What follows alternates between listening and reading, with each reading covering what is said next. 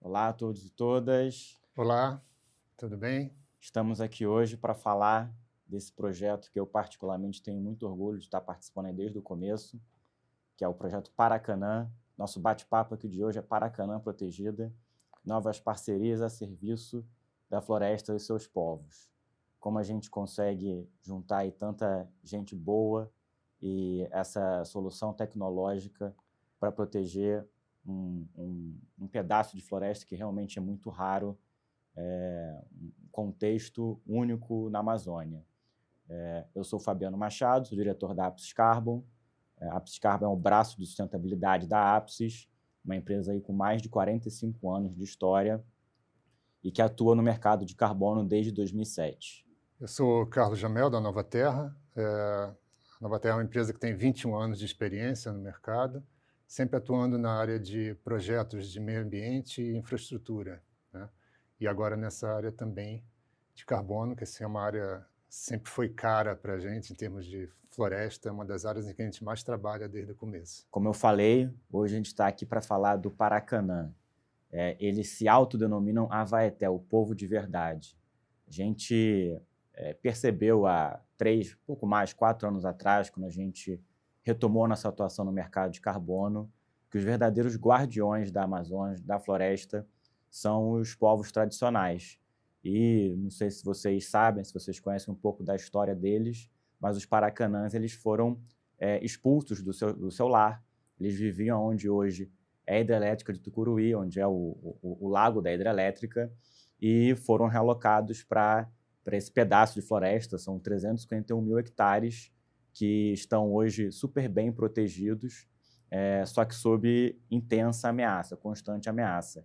E, infelizmente, essa região, especialmente, que é o Arco do Desmatamento do Pará, é uma região onde o setor público, as autoridades, elas têm muita dificuldade em conseguir combater toda essa pressão.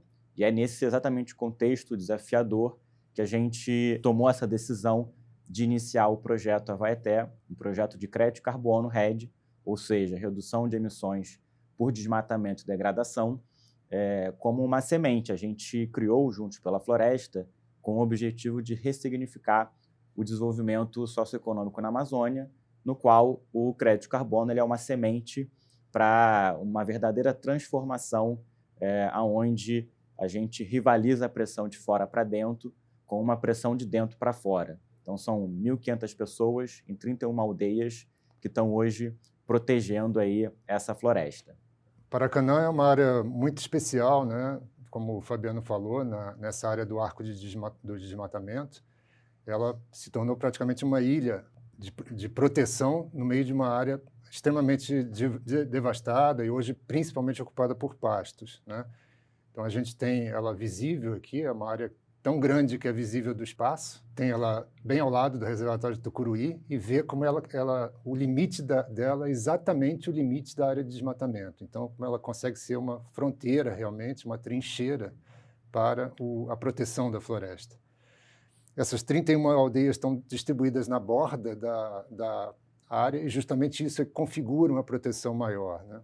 Essas terras protegidas, essas áreas protegidas, né, das quais as terras indígenas são uma parte, esse mosaico, é extremamente importante hoje porque ela faz a fronteira, ela segura o que está hoje protegido de áreas florestadas na Amazônia ainda. Então a gente vê como as terras indígenas são importantes, a gente vê o limite do desmatamento chegando nelas, e a rede, o mosaico de unidades de conservação federais e estaduais, que também formam essa rede de terras protegidas, de áreas protegidas, que são fundamentais para a proteção da floresta amazônica hoje. Então, reforçar as instituições que tomam conta dessas áreas e reforçar a proteção dessas áreas é fundamental para proteger a floresta hoje em dia.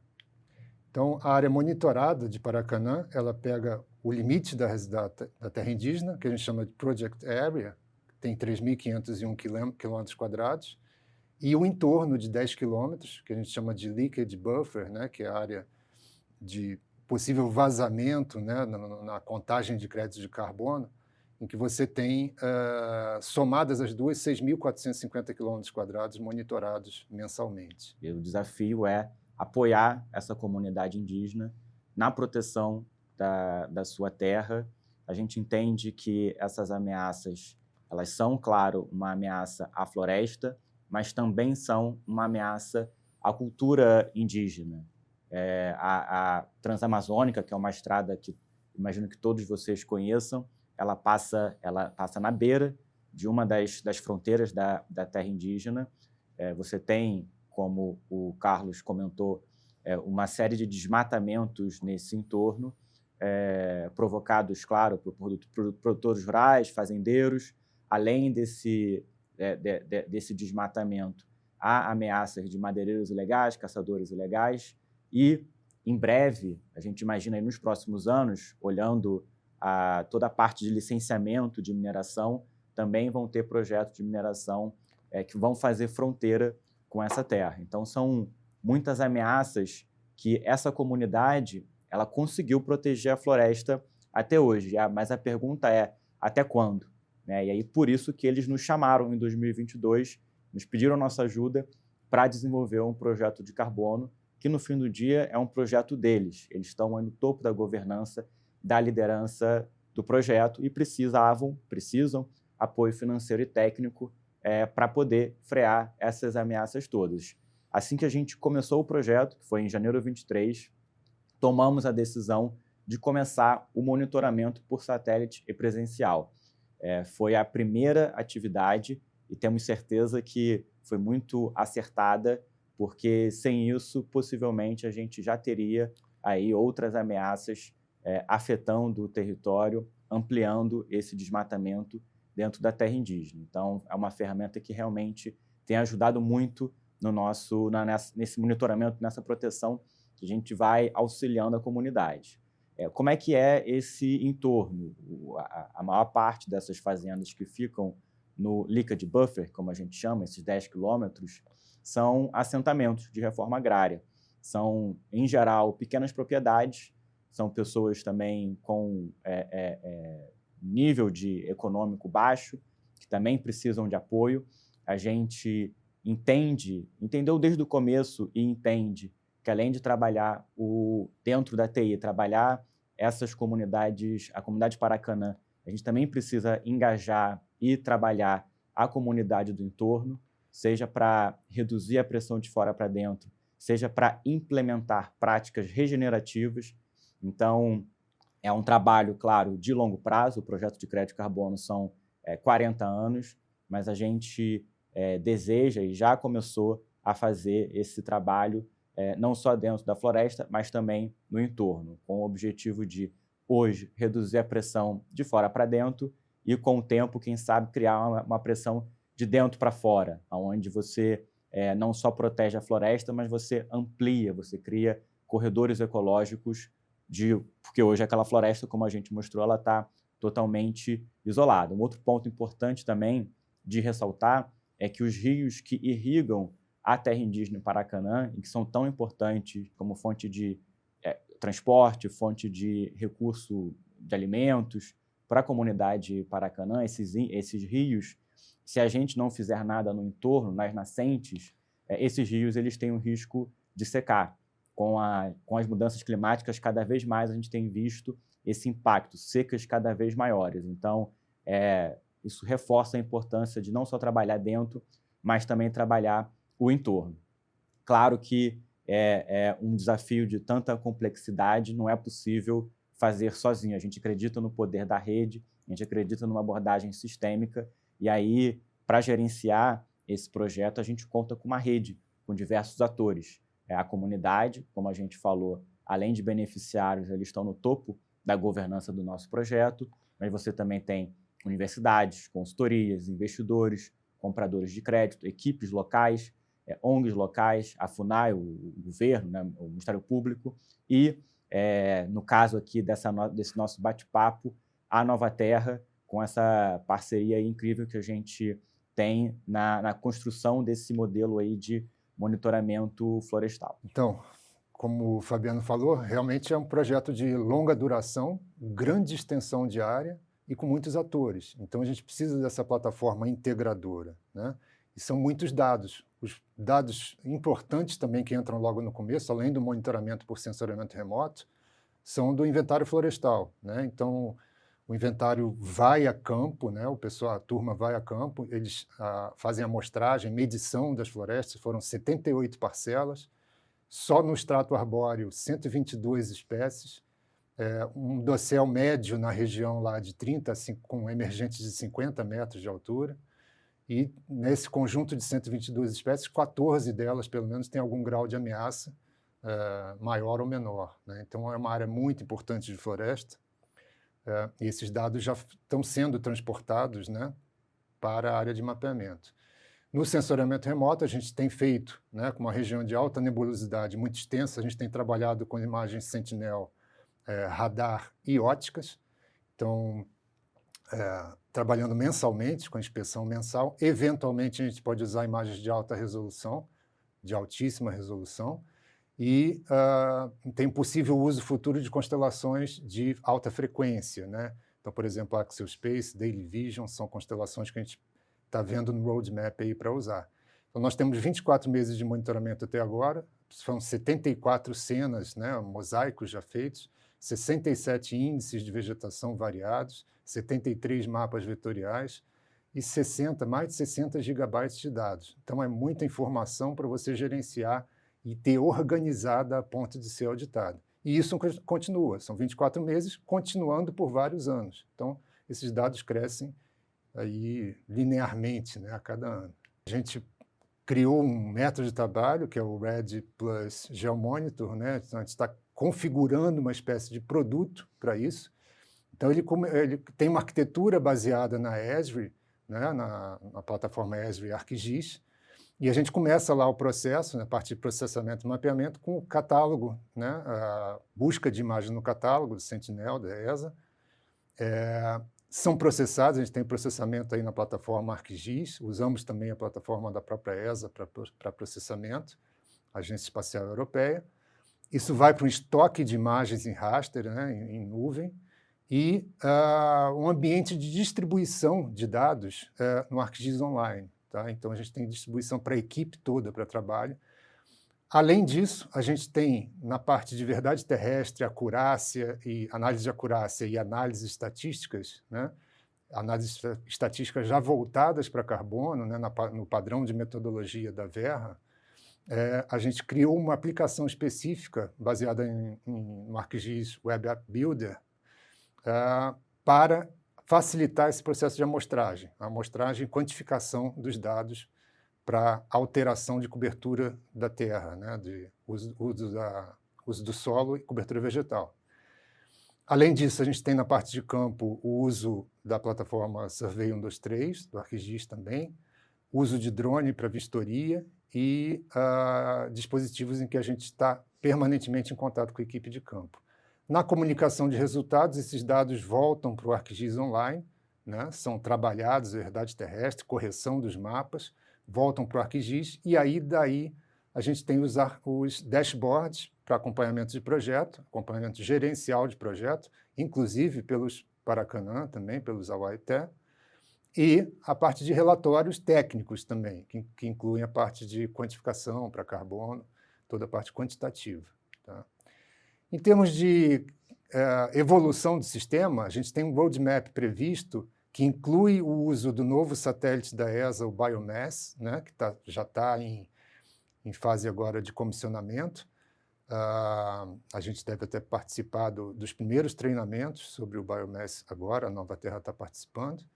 A gente tem a possível entrada de imagens de alta frequência, como eu falei, e, eventualmente, em alguns casos, a gente vai poder usar drone, também está prevendo poder usar drone para cartografia específica em áreas de parcela de vegetação, em áreas que seja necessário detalhar, para assinatura espectral ou para estrutura de vegetação mais detalhada. O processo, né, de processamento de armazenamento de dados continua mais ou menos o mesmo. A gente substitui o Web App Builder, que está saindo de linha, pelo Experience Builder da Esri. Então, é só uma substituição de produto, mas com a mesma funcionalidade, e está prevendo incrementar a parte de campo com o ArcGIS Quick Capture e o Navigator, né, para ter um acompanhamento mais próximo das equipes. As equipes em campo, então, quanto mais em tempo real, melhor, e quanto mais eles conseguem mandar informação rápida para a gente, melhor também. Então, isso está sendo implementado nessa parte de campo. E na parte de auditoria, no produto lá de amostragem, a gente está prevendo não só para o futuro, né? Não só ter o enquadramento na metodologia da Verra, como de outras certificadoras também.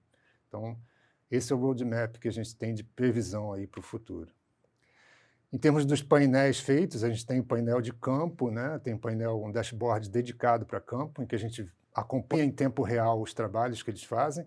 As equipes de campo, as patrulhas, né, são treinadas, tem brigada de incêndio. Então, a gente tem uma visão real e eles têm visão dos mapas que a gente faz o apontamento de áreas de inspeção em campo, previamente. Eles já têm esses mapas carregados em dispositivo móvel e já vão para campo com uma série de dados, série de posições para checar. Então, esse trabalho ele aumentou muito a produtividade depois da entrada da plataforma, né, de SIG. A gente tem os painéis de monitoramento, de acompanhamento mensal, em que a gente tem todas as abas de cada mês. Para cada mês, a gente tem todo o conjunto de dados organizado.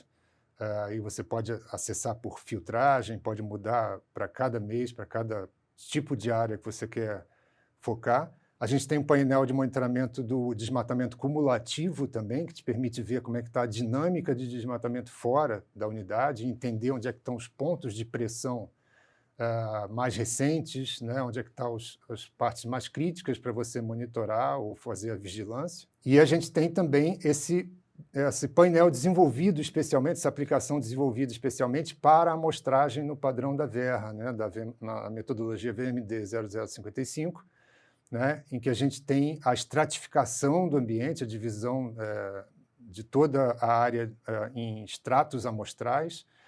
Temos 272 plots aleatórios de monitoramento. Isso gera 4.896 amostras, então você tem um conjunto muito grande de amostras para fazer em pouco tempo, se você tem que repetir isso.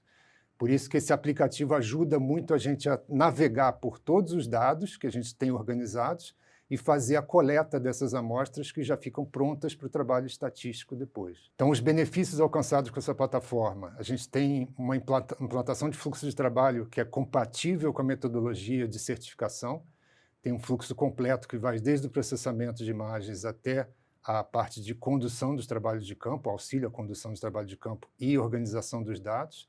Os dados estão catalogados já com metadados, são todos acessíveis facilmente pela auditoria. A gente tem uma dupla abordagem de aferição da vegetação, do desmatamento, através do mapeamento exaustivo mensal, ou seja, de toda a área, 100% da área, e o mapeamento pela metodologia estatística, com pontos aleatórios em que você faz a extração de parâmetros estatísticos para usar na metodologia de cálculo de carbono.